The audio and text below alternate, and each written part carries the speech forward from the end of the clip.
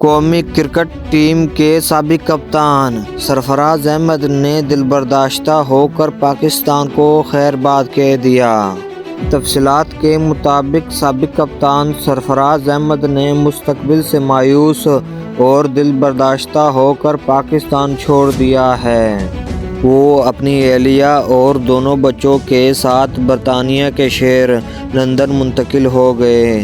سرفراز احمد مستقبل میں قومی کرکٹ ٹیم سے تعلق برقرار رکھنے کے خواہاں ہیں اور وہ PSL سیزن 9 کے میچ میں شرکت کے لیے پاکستان آئیں گے اور کوئٹہ گلیڈیٹر کی نمائندگی کریں گے۔